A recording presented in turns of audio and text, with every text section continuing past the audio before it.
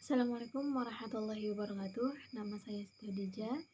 Saya mahasiswi semester 5 di jurusan Hukum Tata Negara, Fakultas Syariah dan Hukum di Universitas UIN Sunan Gunung Jati Bandung dengan nomor induk mahasiswa 1193030091. Video ini saya dedikasikan untuk tugas akhir semester pada mata kuliah Hukum dan Administrasi Pemerintahan dengan dosen pengampu, yaitu yang pertama Dr. Andes Haji Aji Sofyan MSI dan yang kedua Bapak Lutfi Fakhrul Rijal SSY MH. Di sini saya akan memaparkan materi atau mengulas kembali materi-materi yang telah dibahas pada pertemuan sebelumnya, dimulai dari pertemuan 9 hingga pertemuan ke-15. Baik, langsung saja, yaitu pada pertemuan ke-9, yang mana pada pertemuan ke-9 ini membahas tentang upaya pemekaran wilayah Bandung Timur. Pemekaran wilayah merupakan suatu hal yang biasa terjadi di Indonesia dengan melihat berbagai regulasi yang ada seperti Undang-Undang Nomor 23 Tahun 2014 dan aturan pelaksanaan pada Peraturan Pemerintah Nomor 78 Tahun 2007. Hal ini dilakukan apabila daerah yang akan dipisahkan siap memenuhi berbagai aspek seperti kepadatan penduduk, wilayah, dan pemerintahan yang mampu berdiri sendiri. Adanya pemekaran wilayah bertujuan untuk meningkatkan kesejahteraan masyarakat dengan meningkatkan dan mempercepat pelayanan, demokrasi, perekonomian daerah, pengelolaan potensi daerah, keamanan dan ketertiban, hubungan yang serasi antara pusat dan daerah. Pada hakikatnya, tujuan pemekaran wilayah sebagai upaya peningkatan sumber daya berkelanjutan, meningkatkan keserasian dan perkembangan antar sektor, memperkuat integrasi nasional. Untuk mencapai tujuan itu semua, perlu adanya peningkatan kualitas sumber daya aparatur di segala bidang, karena peran sumber daya manusia diharapkan dapat meningkatkan kinerja organisasi dalam memberikan pelayanan prima kepada masyarakat, serta mendukung dalam pengembangan wilayah di daerah. Berkaitan dengan di wilayah Kabupaten Bandung Timur, artinya meliputi bagian timur wilayah Kabupaten Bandung. Pemekaran ini terdiri dari 15 kecamatan dan 147 desa atau kelurahan. Atau lebih tepatnya yaitu 144 desa dan 3 kelurahan. Maksud atau tujuan dari pemekaran di Kabupaten Bandung Timur yakni guna meningkatkan pelayanan publik yang optimal, mempercepat terwujudnya kesejahteraan masyarakat, dan dalam memperkokoh keutuhan NKRI. Artinya pemekaran daerah di Kabupaten Bandung Timur dapat mencapai tujuan guna terwujudnya pemerintahan daerah yang bersih, gemilang, maju, dan juga mandiri. Baik, selanjutnya yaitu pada pertemuan ke-10, di mana pada pertemuan ini membahas tentang upaya pemekaran wilayah Garut Selatan. Adanya pembentukan daerah otonomi baru Garut Selatan tentunya perlu didukung oleh sumber daya yang ada. Artinya perlu meningkatkan kualitas masyarakat setempat melalui peningkatan pendidikan agar siap mengelola dan mengembangkan daerah yang nanti sudah disahkan menjadi kabupaten baru. Dengan data yang diperoleh dari BPS daerah Kabupaten Garut Selatan pada tahun 2019, kabupaten ini memiliki wilayah dengan luas 306.000 519 km persegi, yang mana jumlah penduduknya ialah sekitar 2,6 jiwa, yang tersebar di dalam 42 kecamatan, 21 kelurahan, dan 421 desa.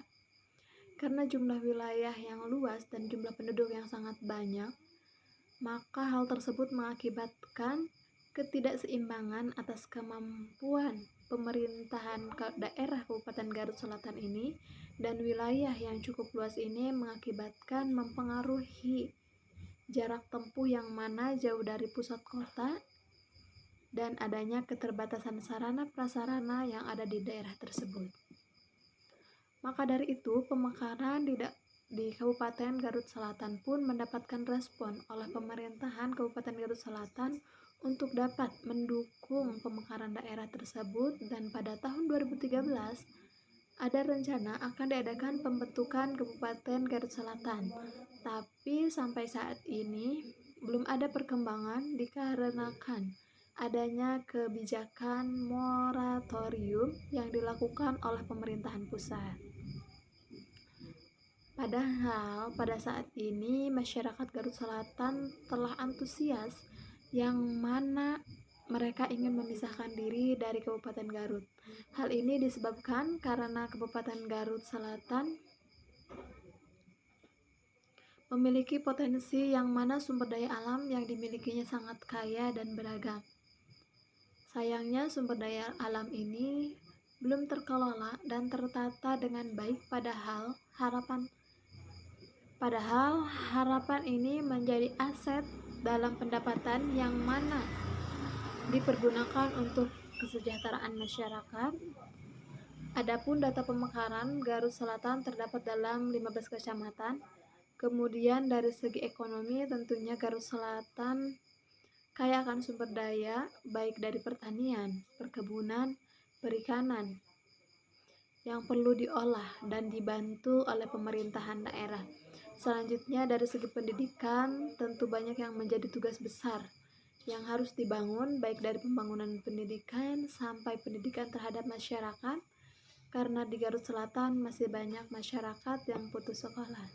Baik, selanjutnya yaitu pada pertemuan ke-11, di mana pada pertemuan ini membahas tentang upaya pemekaran di wilayah Kabupaten Sukabumi Utara. Proses rencana pembentukan wilayah otonomi baru Kabupaten Sukabumi Utara sesuai menggunakan alur yang sudah ditetapkan secara normatif dari Peraturan Pemerintah Nomor 78 Tahun 2007 tentang tata cara pembentukan, penghapusan, dan penggabungan daerah. Singkatnya, terdapat beberapa sebab terjadinya pemekaran di Kabupaten Sukabumi Utara, yakni yang pertama,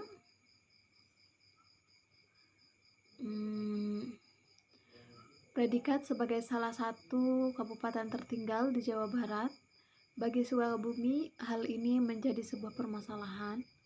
Ketertinggalan dapat dilihat dari ketimpangan pemerataan pembangunan yang terjadi antara wilayah utara dan selatan. Ketimpangan itu bisa dilihat baik dari segi ekonomi, pendidikan, sosial budaya, sarana infrastruktur, dan sebagainya. Yang kedua, lebarnya rentang kendali atau span of control pemerintahan dengan wilayah Kabupaten Sukabumi yang relatif besar tidak identik dengan tingginya kesejahteraan ataupun tingginya tingkat pelayanan terhadap masyarakat. Bahkan kondisi ini menunjukkan keadaan yang sebaliknya. Wilayah administrasi yang luas diduga kuat menjadi salah satu penyebab rendahnya kinerja pemerintahan. Yang ketiga yaitu dikeluarkannya SK Gubernur Jawa Barat nomor 31 tahun 1990 tentang pola induk pengembangan wilayah provinsi Dati 1 Jawa Barat dalam jangka panjang 25-30 tahun. Hal ini yang menjadikan faktor munculnya gagasan dan desakan berbagai komponen masyarakat Kabupaten Sukabumi untuk dilakukannya pemekaran wilayah. Karena dalam SK tersebut, Kabupaten Sukabumi direkomendasikan untuk dimekarkan menjadi 2 kabupaten. Kemudian secara persyaratan administratifnya sudah jelas bahwasanya Kabupaten Sukabumi Utara ini telah memenuhi syarat yang ditetapkan oleh Undang-Undang Nomor 78 Tahun 2007 tentang tata cara pembentukan, penghapusan, dan penggabungan daerah yang meliputi syarat administratif, teknis, dan fisik kewilayahan. Sehingga persyaratan Kabupaten Sukabumi Utara sebagai calon daerah persiapan otonom baru atau CDPOB sudah rampung. Berkas usulan pemekaran Kabupaten Sukabumi Utara juga telah sampai ke Kementerian Dalam Negeri. Saat ini Kabupaten Sukabumi Utara hanya tinggal menunggu terrealisasinya pemekaran pada daerahnya karena terhambat oleh anggaran atau keuangan negara yang mengharuskan fokus pada penanganan COVID-19. Selanjutnya yaitu pada pertemuan ke-12 membahas tentang keistimewaan Daerah Istimewa Yogyakarta. Daerah Istimewa Yogyakarta merupakan daerah provinsi di Indonesia yang memiliki keistimewaan dalam penyelenggaraan urusan pemerintahannya. Hal ini berdasarkan pada Undang-Undang Dasar Negara Republik Indonesia tahun 1945 yang menyelenggarakan urusan pemerintahan serta urusan keistimewaan yang diselenggarakan oleh pemerintah Daerah Istimewa Yogyakarta. Dengan ditetapkannya sebagai daerah istimewa, maka Yogyakarta memiliki beberapa keistimewaan yang meliputi tata cara pengisian jabatan, kedudukan tugas dan wewenang gubernur serta wakil gubernur, kelembagaan pemerintah daerah istimewa Yogyakarta, kebudayaan, pertahanan, juga tata ruang dengan tetap berdasar pada peraturan perundang-undangan. Daerah istimewa Yogyakarta memiliki undang-undang khusus yang mengatur tentang keistimewaan daerah Yogyakarta. Salah satunya adalah Undang-Undang Nomor 13 Tahun 2012 tentang keistimewaan Daerah Istimewa Yogyakarta yang disahkan oleh Presiden Republik Indonesia yaitu Bapak Dr. Haji Susilo Bambang Yudhoyono pada tanggal 31 Agustus 2012 di Jakarta. Adapun pertimbangan dengan ditetapkannya Yogyakarta sebagai daerah istimewa adalah karena Yogyakarta memiliki peran yang sangat besar dalam mempertahankan, mengisi, dan menjaga keutuhan Negara Kesatuan Republik Indonesia dalam mencapai kemerdekaan Republik Indonesia pada tanggal 17 Agustus 1945.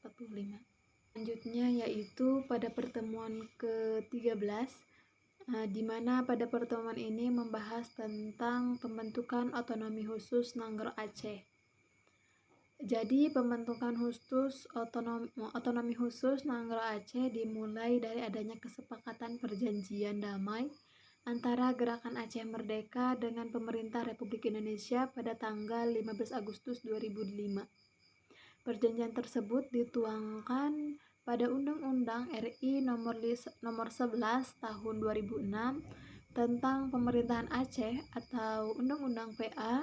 Provinsi Aceh memiliki kekhususan melalui konsep desentralisasi asimetris namun masih berada dalam kerangka sistem pemerintahan nasional. NKRI telah diatur dalam UU-PA.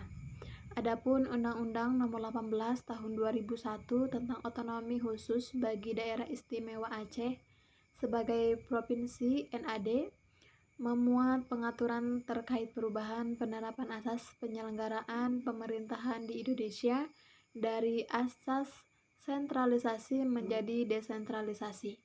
Pada prinsipnya, undang-undang ini mengatur mengenai kekhususan kewenangan pemerintahan di Provinsi Aceh yang berbeda dari kewenangan pemerintah daerah lainnya, sebagaimana yang diatur dalam Undang-Undang Nomor 22 Tahun 1999 tentang Pemerintahan Daerah dan Undang-Undang Nomor Latar belakang dari lahirnya Undang-Undang Nomor 18 Tahun 2001 ini ialah berkaitan dengan konflik Aceh yang timbul akibat adanya gerakan Aceh Merdeka sejak tahun 1976. Lalu berkaitan dengan reformasi yang menuntut perubahan di segala bidang kehidupan bermasyarakat dan bernegara, termasuk mengubah pola hubungan antara pusat dan daerah. Baik, selanjutnya yaitu pertemuan ke-14, di mana pada pertemuan ini membahas tentang otonomi khusus Papua. Otonomi khusus Papua sebenarnya didesain sebagai langkah awal dalam rangka membangun kepercayaan rakyat kepada pemerintah, sekaligus merupakan langkah strategis untuk meletakkan kerangka dasar yang kukuh demi tuntasnya masalah di Papua. Undang-Undang Otonomi Khusus Papua lahir karena sejak penyatuan ke Indonesia masih ada persoalan pemenuhan rasa keadilan bagi rakyat Papua, belum tercapainya kesejahteraan rakyat, belum tegaknya hukum di Papua, dan belum adanya penghormatan hak asasi manusia, khususnya terhadap warga Papua. Kebijakan otonomi khusus Papua merupakan bagian yang erat kaitannya dengan sejarah panjang yang terjadi antara daerah Papua dengan pemerintah pusat pada masa sebelum reformasi. Kebijakan otonomi khusus ini diharapkan dapat menjadi solusi untuk mengatasi permasalahan konflik dan mampu mempercepat pembangunan di Papua. Adapun harapan dengan adanya otonomi khusus ini yaitu yang pertama, dapat meningkatkan taraf hidup masyarakat, yang kedua sebagai upaya mewujudkan keadilan, penegakan hak asasi manusia, supremasi hukum, dan demokrasi. Yang ketiga yaitu sebagai pengakuan dan penghormatan hak-hak dasar orang asli Papua atau OAP, dan yang keempat yaitu suatu bentuk upaya untuk penerapan tata kelola pemerintahan. Keberadaan undang-undang ini memberi keberpihakannya terhadap hak-hak orang asli Papua, salah satunya diwujudkan dengan pembentukan MRP sebagai representasi kultural orang asli Papua. Selanjutnya, birokrat pemerintahan pun seperti DPRD, DPRK, gubernur dan wakilnya yang merupakan orang asli Papua, serta Kejati dan Kapolda yang memprioritaskan orang asli Papua. Dengan adanya otonomi khusus ini, pemerintah Provinsi Papua memiliki kewenangan yang cukup luas dalam mengatur urusan rumah tangga daerahnya apabila dibandingkan dengan kewenangan daerah provinsi lain sebagai bagian dari kekhususan Papua. Selain itu, perbedaannya dengan daerah lain, otonomi khusus Papua terletak di tingkat provinsi, di mana hal ini pemerintah provinsi memiliki kewenangan yang lebih dominan apabila dibandingkan dengan pemerintah tingkat kabupaten atau kota, sehingga pemerintah provinsi dapat mendelegasikan, mengkoordinasikan, dan mengendalikan pelaksanaan Undang-Undang Otonomi Khusus Papua. Baik, selanjutnya yaitu pertemuan ke-15, ya, di mana pertemuan ini yaitu membahas tentang otonomi khusus DKI Jakarta.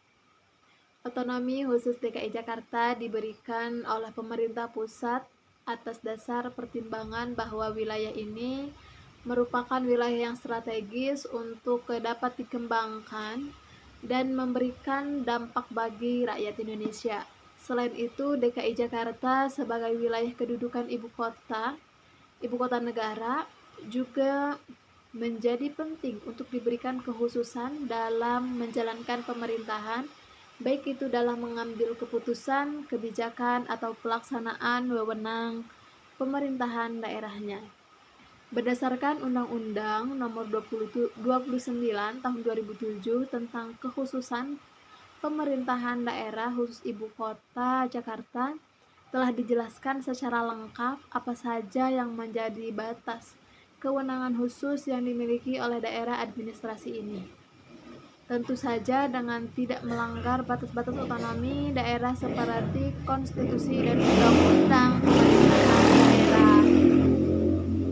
Sebagai salah satu bentuk kekhususan yang dimiliki oleh DKI Jakarta adalah jabatan kepala daerahnya banyak diisi oleh jabatan wali kota. Selain itu, pembangunan juga dilakukan berdampingan dengan anggaran pemerintah pusat, sehingga kota ini berkembang sangat pesat dan bisa dikatakan sebagai kota paling maju di Indonesia. Namun kondisi ini tidak membuat DKI Jakarta lepas dari sebagai permasalahan internalnya seperti banjir, pengelolaan sampah, hingga kemacetan yang menjadi persoalan menahun dan sulit dipecahkan. Harapannya dengan adanya otonomi khusus ini, pemerintah Provinsi DKI Jakarta mampu mengatasi masalah tersebut, walaupun ini juga menjadi fokus pemerintah pusat yang pemerintahannya berada di wilayah ini. Baik, mungkin cukup sekian dari saya. Kurang dan lebihnya saya mohon maaf. Wassalamualaikum warahmatullahi wabarakatuh.